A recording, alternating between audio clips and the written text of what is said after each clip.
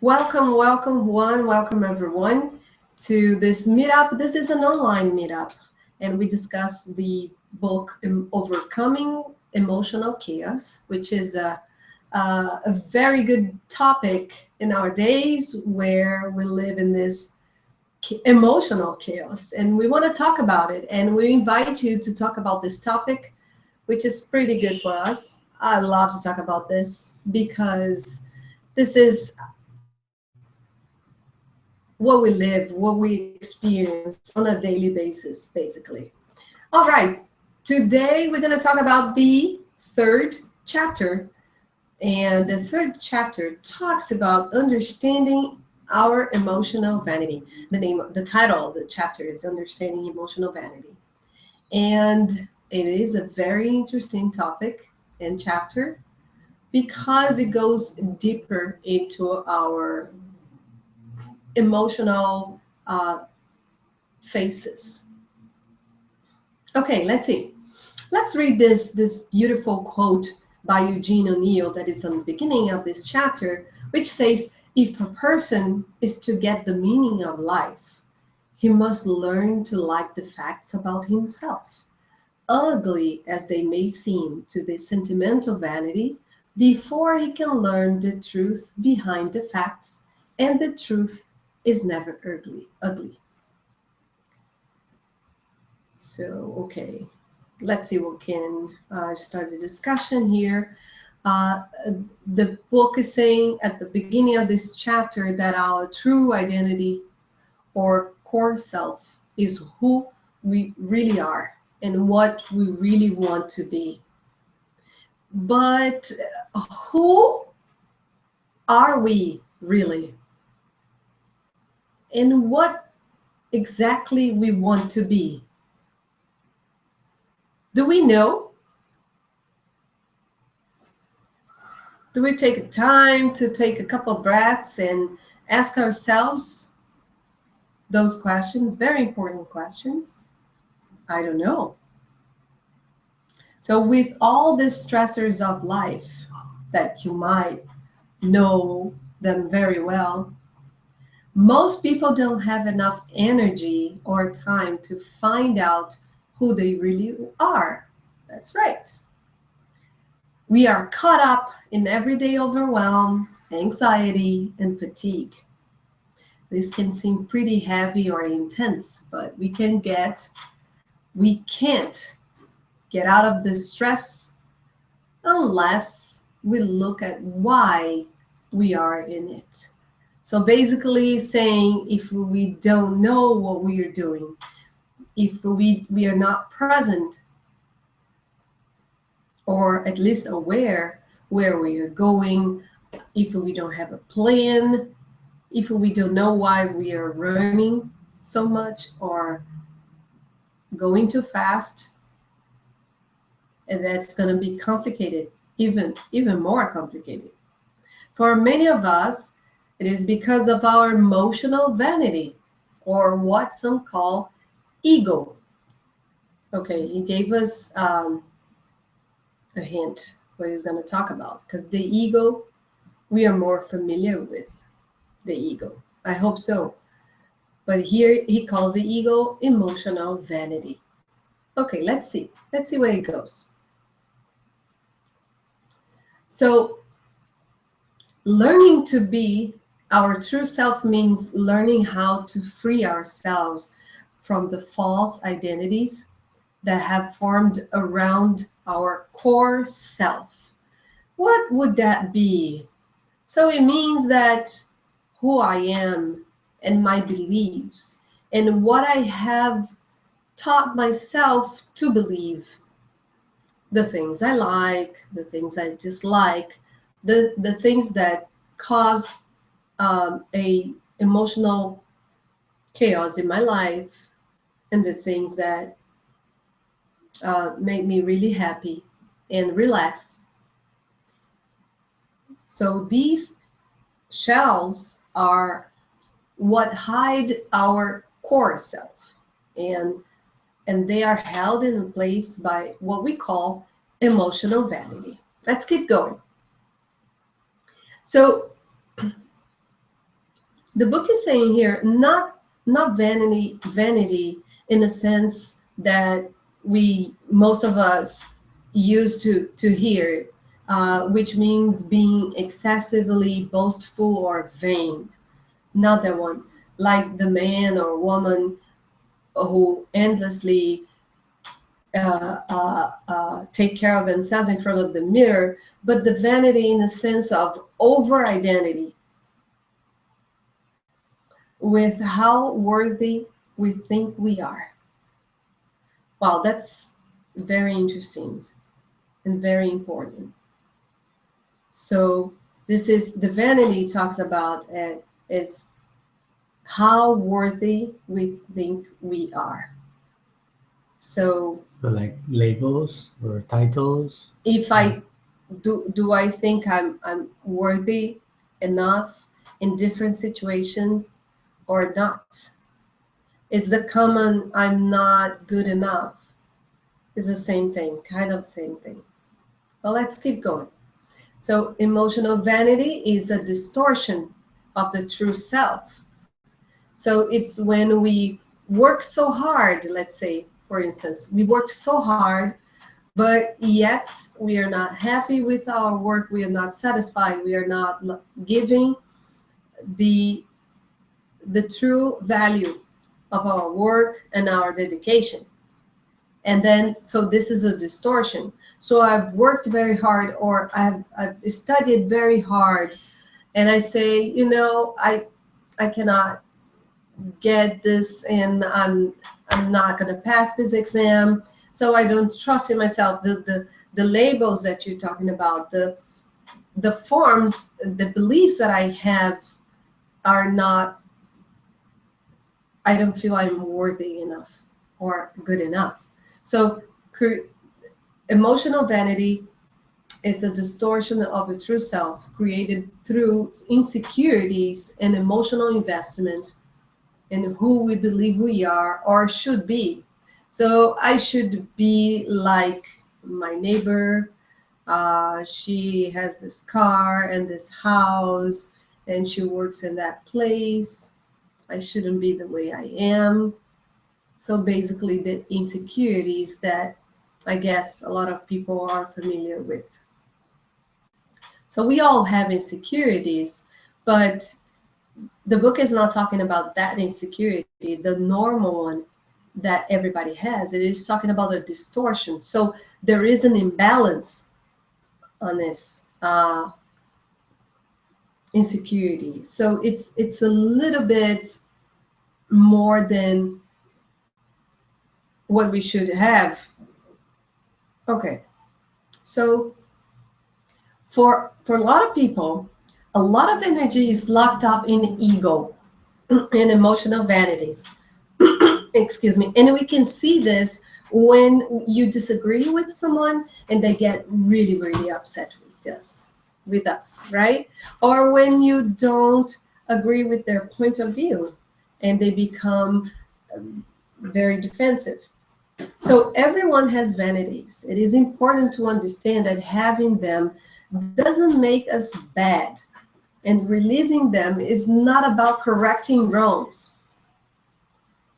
So as we are able to tag or become aware of our emotional vanities, we simply become more conscious of where our positive energy is being drained so we can reclaim it.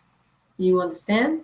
So basically, we can, if we are losing a lot of energy, if it's our energy is locked up in one specific thing, and then we are losing all our energy there,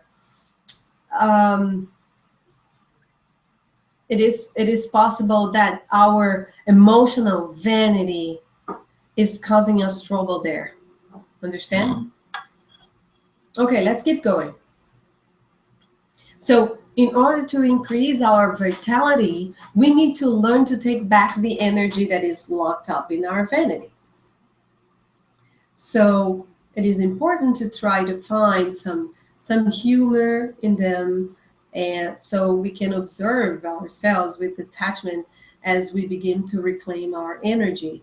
For instance, there are a lot of things we could do, and the NLP, the neuro-linguistic program, it is a very good thing or tool that we can, if we have this label or this something that we have formed in such a way that it's locked up in a way and we can't see differently, we can use the tools of the neuro-linguistic program, which is very easy to find, free tools in the internet as books or videos in YouTube, and we can work on that. But let's see what this book is very deep in every aspect of the emotional field. So let's keep going.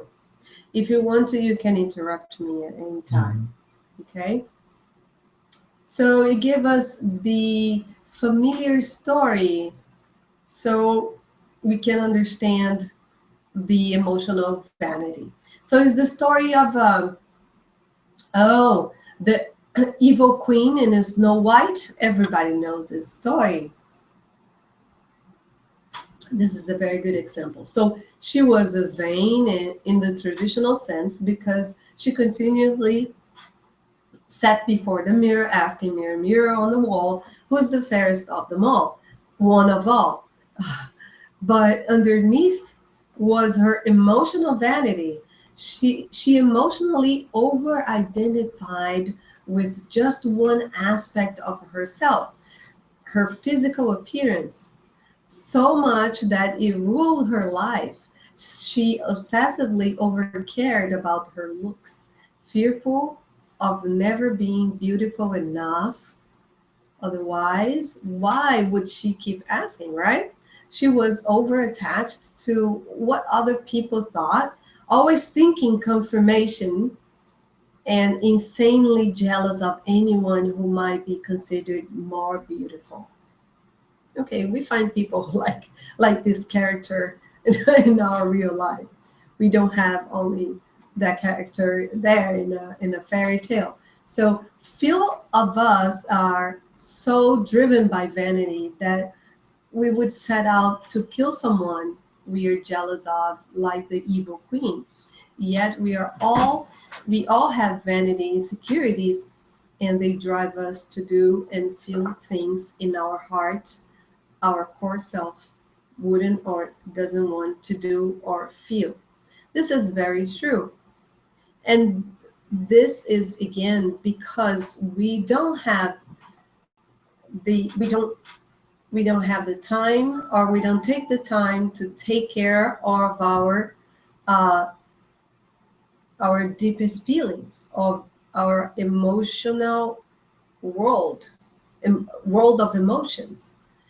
Or we don't know ourselves like we know the world map. We should know ourselves like we know the world map. We know where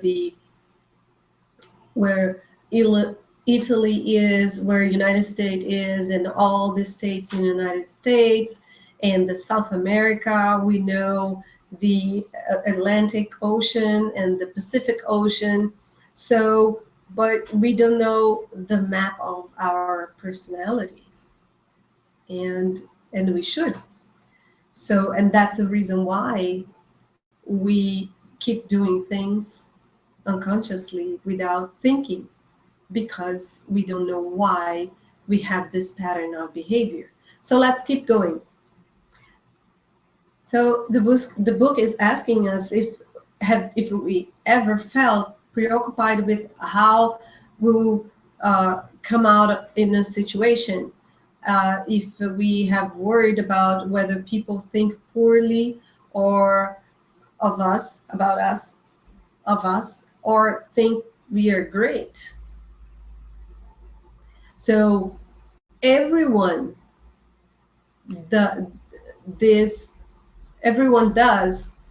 this to some extent, and it's okay to have certain amount of concern. It's okay. It's just a normal thing. Mm-hmm. We want to do it right. We care about things that we do at work. But how do we know what's a normal amount? Right. And how do we know what's vanity? Exactly. So remember that chapter that the book was teaching us that we should think about the circumstance and see if that story or that experience was draining our energy or was adding energy. I guess we are not going to finish today this chapter, but I have a good guess it's going to be exactly the same thing, because that comes from the root is in our emotion. So let's keep going. So, but when we overcare, when overcare it starts to preoccupy our thoughts and emotion, that's when it turns into an emotional vanity. So that is, again, it's an overcare, right? It's the mask of overcare. So we are going beyond our own limits. We are not honoring our values, and we are trying to control something. And that's when the over identification comes into place.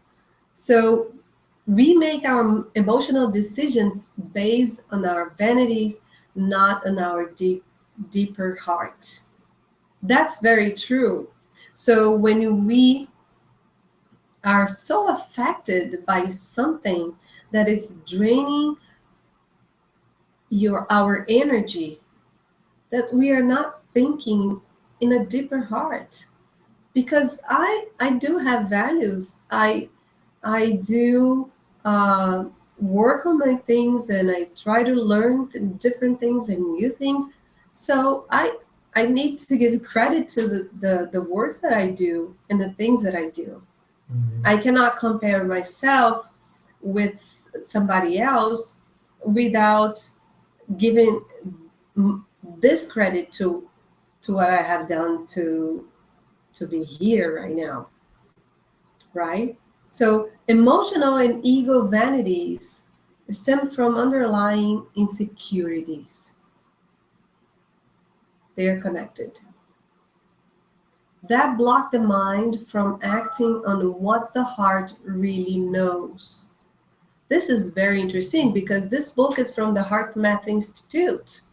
So if they're saying this, it is because they have checked into their labs what they are saying here. So this is a very important thing. So emotional and ego vanities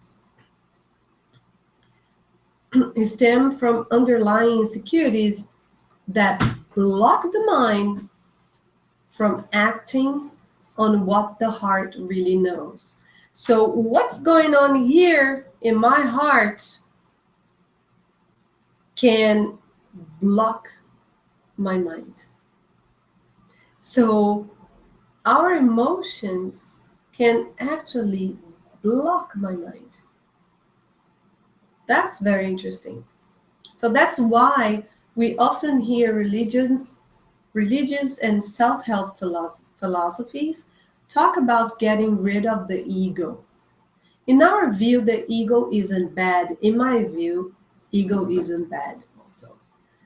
Our ego can become a creative expression of our personality, but it needs to be managed from the heart. This piece of information is very important.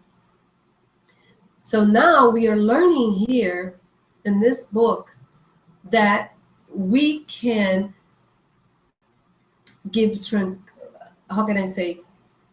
tranquility to the ego if we do the exercises on heart coherence, breathing, meditation, exercises in general. So we can create a better emotional experience, and that will send the message to the brain. Accessing our heart intelligence can help release emotional vanities and balance the ego, you see, so that it can express our true self. So it is vital, actually, that we get in touch with our emotions, that we recognize our values, understand how important they are. You know, my theory, my understanding is that just like any other feelings in our body, you know, we have, like when we are hungry, it is because our body needs energy. When we are sleepy, it's because our body needs to rest. And our emotions are not different. If I am suffering, that means that there is something going on here and I need to take care of.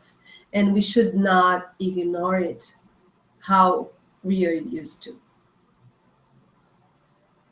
right? So let me keep going. So emotional or ego vanities, they plays out in various ways, right? So this is something to look for.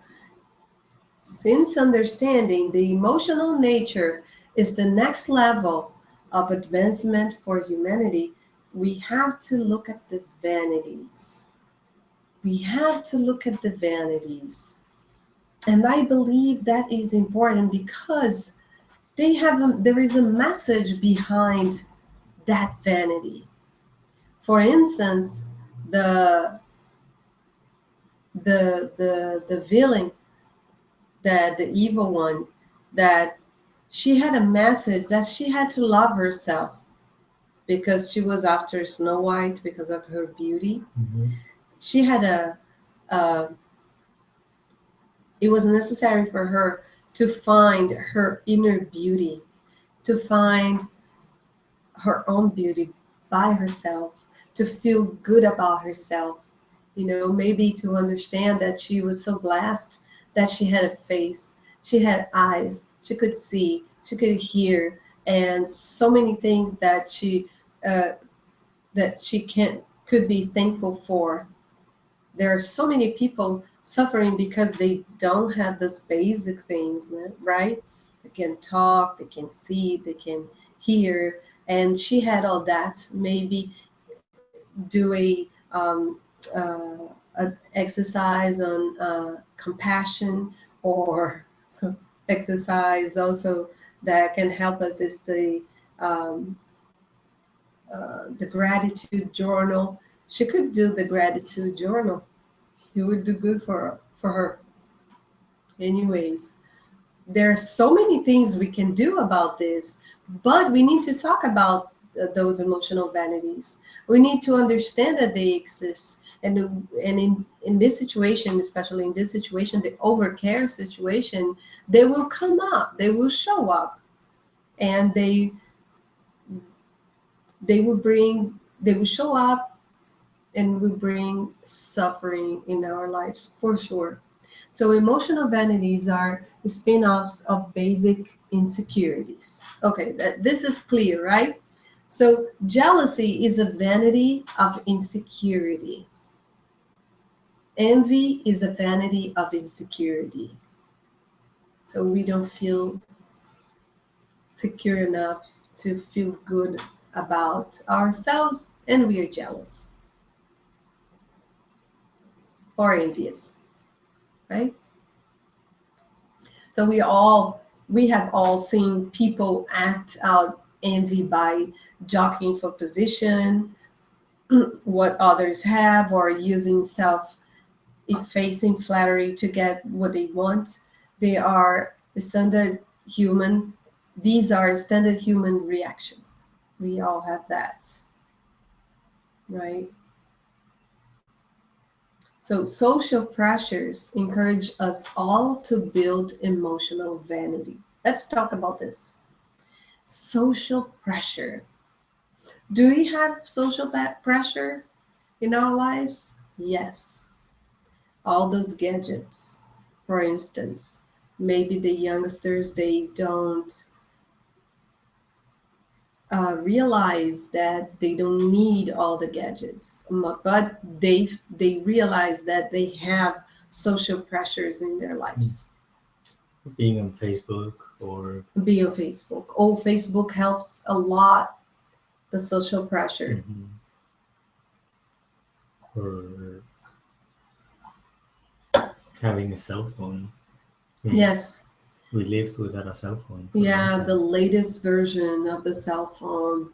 Oh, the social pressure. Let's see. We see a lot of teenagers with the Sweet 16 here in the States, the Sweet 16. When you are 16 years old, you got this big party and the kids getting those very expensive cars. So this is a type of social pressure. Or maybe in certain circles or social circles, you may be forced to, say, study in university or... Yeah, that too.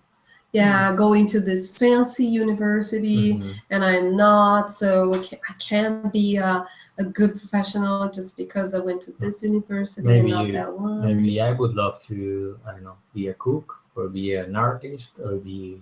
Yes. And you're trying to fit in somebody else's dream because... Maybe my father's a lawyer and I'm supposed to, or be a doctor or... Yes. Yes, true. So have you felt swayed politically or socially by others' opinion?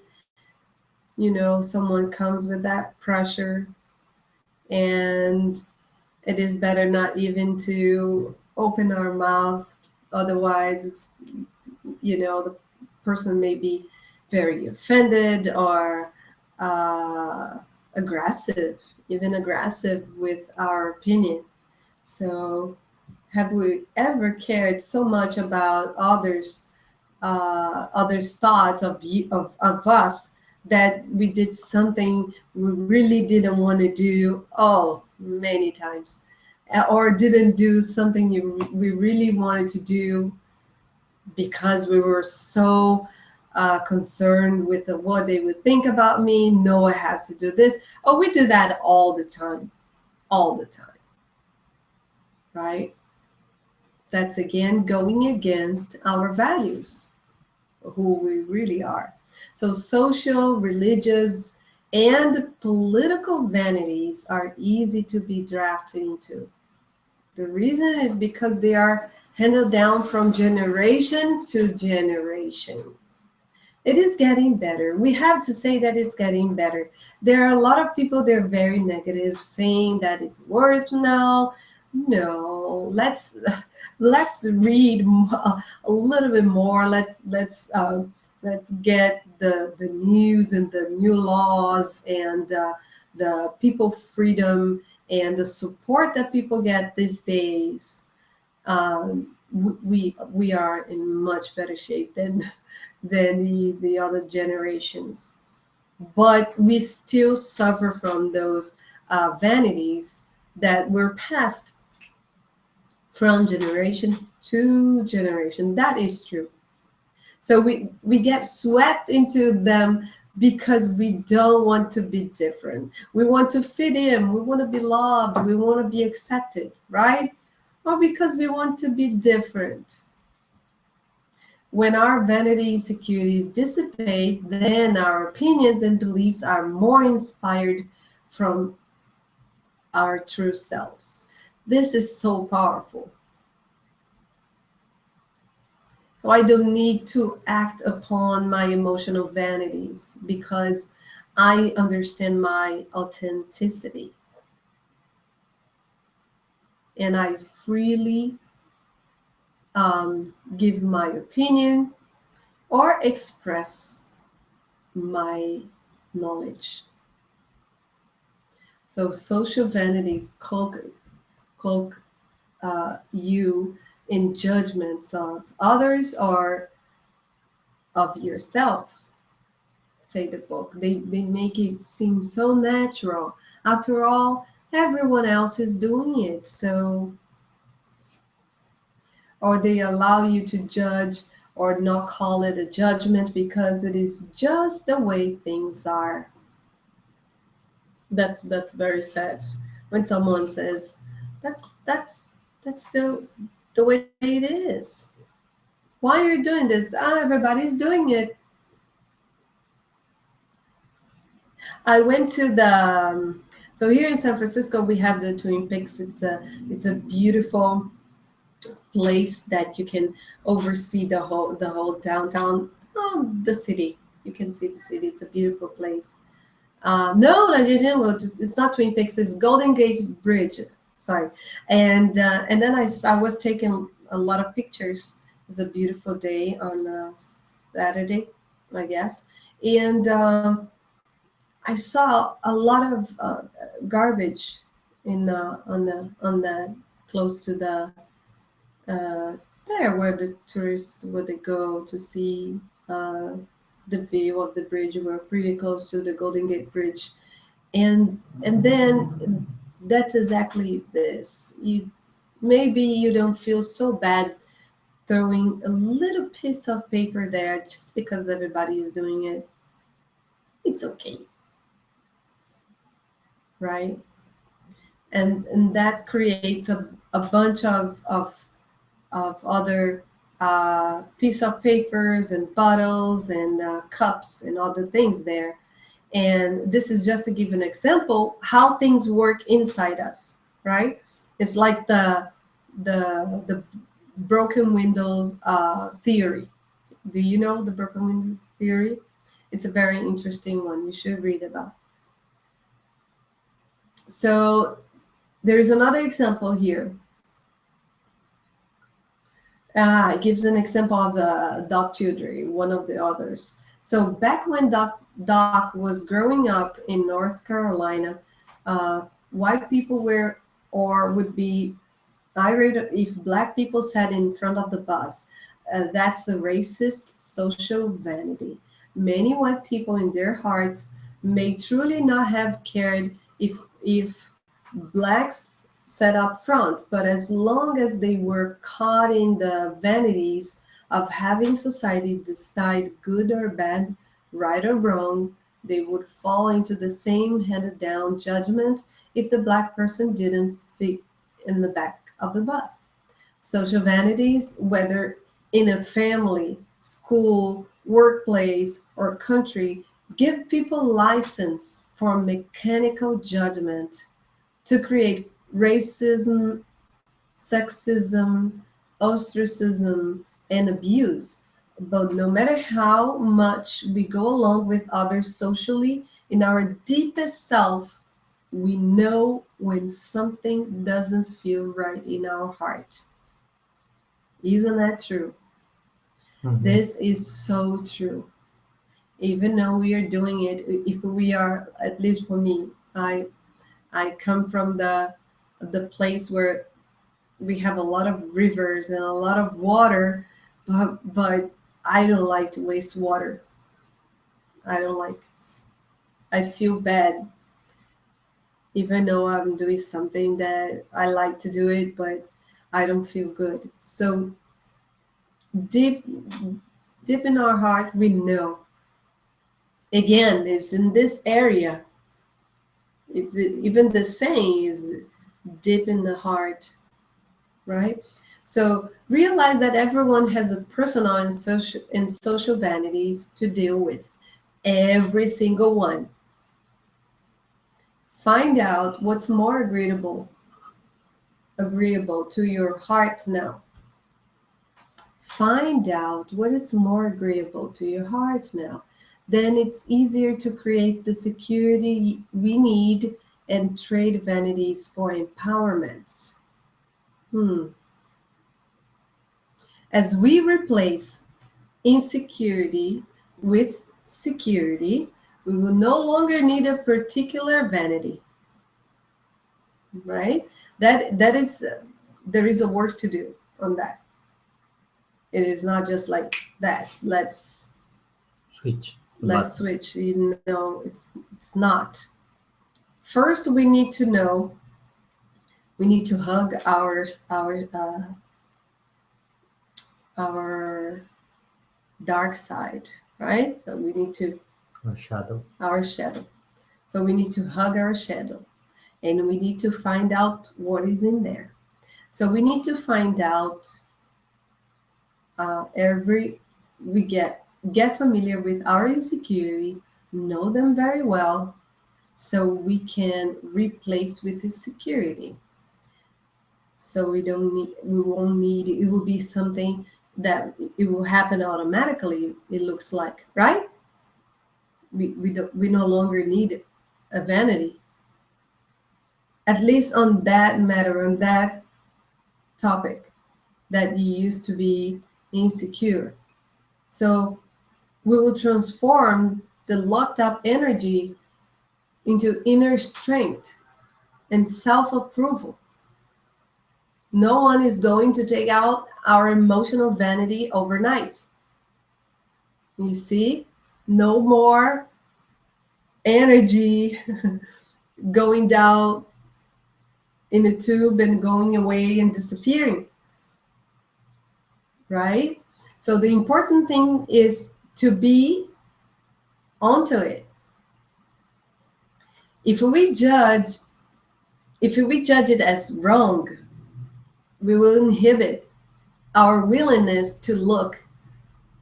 So if we beat ourselves up for doing it wrong again or not having learned the lesson, it's simply vanity on top of vanity. So we need to hug ourselves.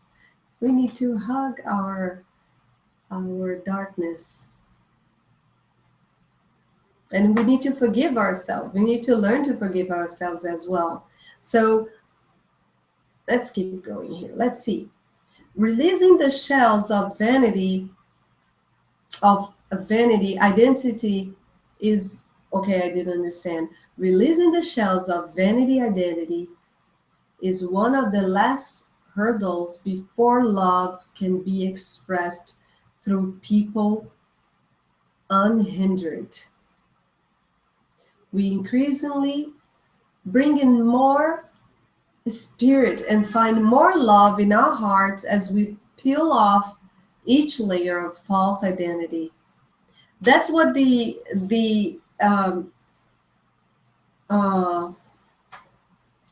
what is this? The exercises with the heart coherence, meditation, breathing exercise do too.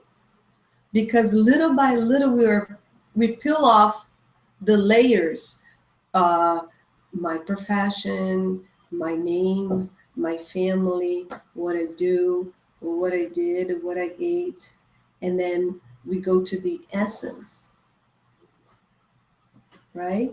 So we learn to navigate our way through life. This is beautiful. This is really pretty. Okay, let's keep going. So if we have about 5 minutes more. So if we look back at our lives, most of us can remember situations, relationships, issues that felt so right at first. We were sure of what we wanted and of the choices we made. Later, however, we realized that fear, ambition, or glamour had motivated us, and we ended up disillusioned. So we either matured from that experience and made new hard, intelligent choices that moved us forward, or we kept repeating the same old mind choices and stayed stuck in the same game. Have you felt this way? Do you see a pattern in relationships or type of work or situation that it looks like it end up exactly the same way, and it hurts, and then we start over again and it hurt again, and we don't learn from that experience, and it keep repeating itself? We attract that situation over and over again. So emotional vanity is often hard to see because we are looking through our own self-image. Yet we can uncover what our true self wants to show us if we take it step by step. So with each step we take, we free up energy that can go forward the fulfillment of our deeper heart desires. This is very intrinsic. This is very, how can I say, this is very delicate work, because we need to be on top of our game here. We need to go on how we feel throughout the day. We need to find out how we express or react to certain things and conversations, to certain conversations and situations and experience. We need to go back and to check in our memories the experiences we had and how we react to those experiences. This is a very delicate work we need to do in order to get to know our vanities and take care of our emotional vanities. Many of us have passive-aggressive emotional vanities. That is so true. We pretend we are good, and then all of a sudden something triggers that emotional vanity and we become nasty. So we are humble in one area, but when we don't get our way and our ego is threatened, we become aggressive. Passive-aggressive emotional vanity hides in a deep insecurity, creating a gap which blinds us to our ego's motifs. Most emotional vanities appear in one of the three categories. Approval vanities, which means that if you don't approve what I say, what I think, what I love, we have a problem. Communication vanities. We believe that people understand everything we say, and that's not true. So desire vanity. If I don't get what I desire, I can start losing that energy. And to finish, our true self can get trapped by all of them. We will provide some examples, and this will be next week, and for each category. And so we will see if we recognize ourselves in any of them, and then we can start to talk about it and think about this, what this book has to offer, and see if we can start to reclaim our freedom again. Okay, so I thank you very much for showing up, and this is a very interesting content in this book, and I highly recommend you to read this book. It's $7 book if you go to Amazon.com, and it's Overcoming Emotional Chaos. It's there on the title of this video, and I hope you have enjoyed. And if you want to join us here, we are live every Wednesday at 8 o'clock Pacific time. Thank you so much. See you then.